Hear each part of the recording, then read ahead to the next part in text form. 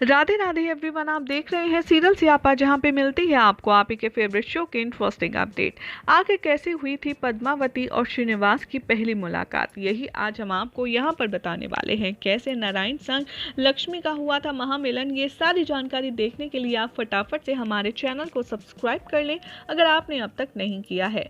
तो चलिए बिना देरी किए आपको बताते हैं कि कैसे बिना लक्ष्मी के यहाँ पर विष्णु जी बैकुंठ में नहीं रह पा रहे थे और उन्होंने बैकुंठ को त्यागने का मन बना लिया।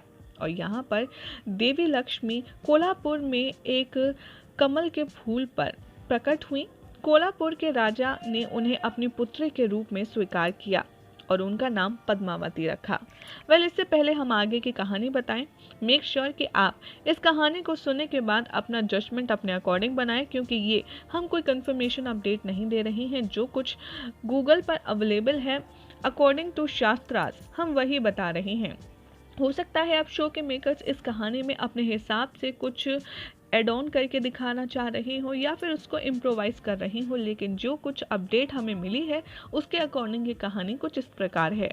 जब यहाँ पर पद्मावती का जन्म हुआ और उनका नाम पद्मावती रखा गया उनके माता पिता के द्वारा, इधर नारायण लक्ष्मी जी की खोज में आए और कुछ दिन वहीं रुके। फिर वो वकुला देवी के यहाँ पर बतौर पुत्र रहे।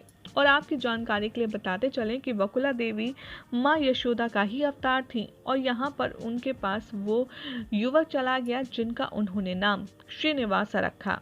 देवी पद्मावती बड़ी हुई या श्रीनिवास भी बड़े हुए और वो एक दिन अपनी सखियों के साथ खेल रही थी। तभी एक हाथी ने वहां आक्रमण कर दिया और सब वहां से इधर उधर भागने लगे, लेकिन हाथी पद्मावती के पीछे पड़ गया। आगे आगे पद्मावती और पीछे पीछे वो हाथी उन्हें मारने के लिए, उन्हें रौंदने के लिए उनके पीछे भाग रहा था। फिर श्रीनिवासा ने उनके प्राण बचाए और क्योंकि हाथी भी स्वयं ये समझ गए थे कि यहाँ पर श्रीनिवासा के रूप में स्वयं नारायण भगवान है, इसीलिए वो उन्हें बिना हानि पहुंचाए चुपचाप वहां से चले गए।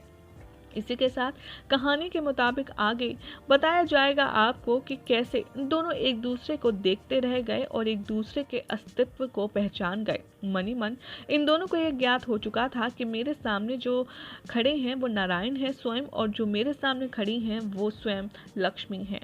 और इसी तरह से श्रीनिवासन और हमारी नारायण और लक्ष्मी का पुनर्मिलन हुआ था। हालांकि बताया जाता है कि बाद में श्रीनिवासा और पद्मावती का विवाह भी हुआ था, लेकिन ये इस तरीके की कहानी हो सकता है आपको राधा कृष्ण के एपिसोड में दिखाई जाए। लेकिन यहाँ पर सवाल सबसे बड़ा ये उठता है कि अगर राधा कृष्ण के मेकर्स राधा को श्रीनिवास के साथ में विवाह संबंध में बनते हुए दिखाना चाहते हैं तो उनका जो उन्होंने रोल रखा है भार्गवी, उसके बारे में तो यहाँ पर कोई भी वर्णन नहीं हुआ है। और जिस तरीके से लक्ष्मी और नारायण की मुलाकात हुई है तो उसके हिसाब से, कहानी के हिसाब से तो पद्मावती यहाँ पर रुक्मणी हुई। अब आखिर ये पूरा क्या गुत्थी है, कैसे सुलझे कि शो मेकर्स यहाँ पर मलिका के साथ में या फिर झलक के साथ में सुमेध का क्या कनेक्शन दिखाते हैं, ये देखना होगा आगे आने वाले एपिसोड्स में। काफ़ी दिलचस्प, लेकिन फिलहाल अगर हम स्टोरी की बात करें तो ये स्टोरी नारायण और लक्ष्मी के पुनर्मिलन की बताई जाती है, लेकिन जिसका पुनर्जन्म में जो नाम है वो है श्रीनिवासा और पद्मावती। अब आखिर क्या है आपका टेक इस पूरे सीक्वेंस पर, कमेंट ज़रूर करें। साथ ही अगर आपको ये कहानी और अच्छे से पता है तो प्लीज़ हमें कमेंट करके ज़रूर बताएं, हम और लोगों के साथ शेयर ज़रूर करेंगे। और ऐसे एक्साइटिंग अपडेट्स के लिए चैनल को सब्सक्राइब करना ना भूलें।